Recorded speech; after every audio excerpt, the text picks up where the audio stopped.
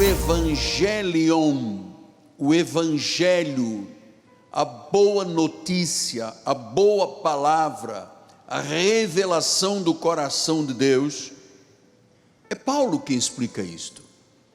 Foi ele o chamado de Deus, foi ele o dom que Deus deu, foi ele a vocação que ele recebeu do Senhor para transmitir a boa mensagem à igreja que não tem sangue de Israel, de origem gentílica. E nesta passagem, Paulo explica de forma muito forte e poderosa o que é o Evangelho. Ele diz que, vamos voltar, bispo, por gentileza, o versículo de número 18, para eu poder explicar 18. Diz que tudo provém de Deus.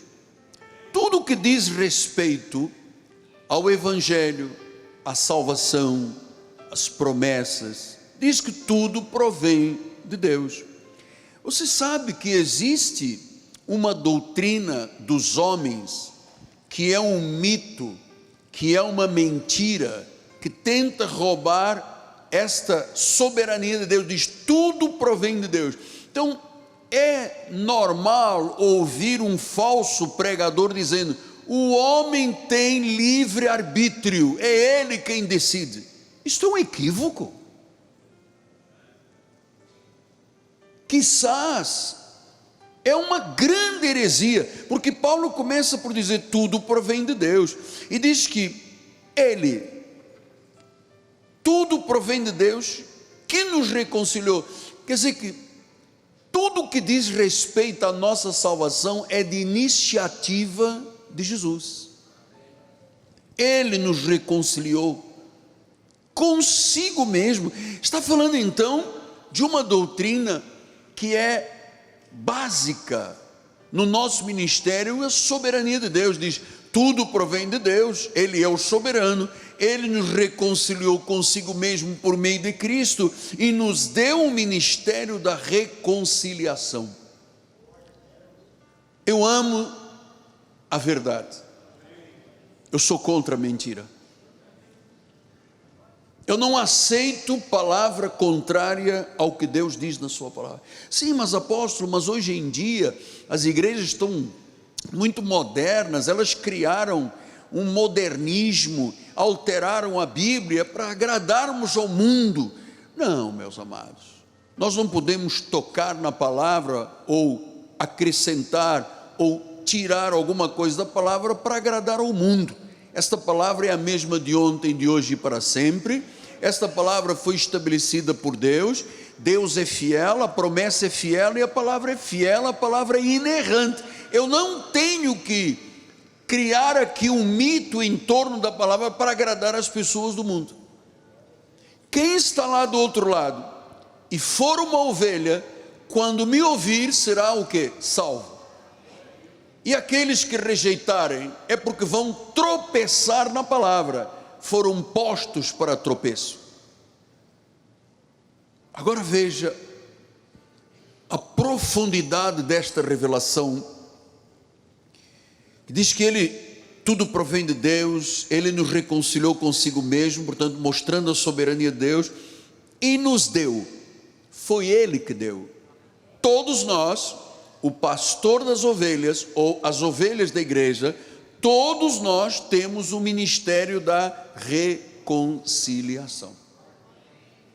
Significa que quando nós falamos, damos testemunho, pregamos a palavra, aquela pessoa, como nós um dia já estivemos lá, que estava desligada de Deus, mas sempre foi de Deus, que Deus a predestinou, há um momento em que Ele chama, a voz dele chega aos ouvidos da ovelha, e ele chama, justifica e glorifica. Isso se chama que Deus reconcilia a pessoa.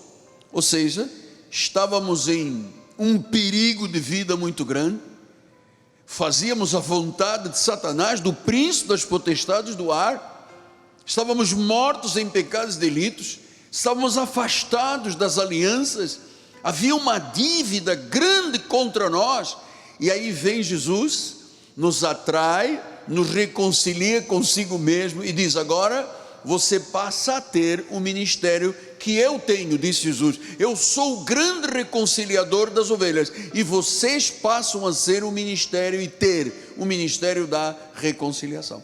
Agora veja o que ele diz no versículo 21. Aquele que não conheceu o pecado, ele foi tentado sem pecar, não conheceu o pecado, e diz: ele o fez pecado por nós. Quer dizer que Jesus traz para ele tudo o que era pecado, passado, presente e futuro. Por que eu tenho que dizer passado, presente e futuro? Porque a obra de Deus é completa. Ele não nos perdoou só até o dia que recebemos e confessamos o Senhor como Salvador. A provisão de Deus predestinou, chamou, justificou e glorificou, é até a eternidade. E Paulo explica isso. Paulo disse que o pecado agora não tem mais domínio sobre nós, porque não estamos debaixo da lei que imputa pecados, mas debaixo da graça que salva para sempre.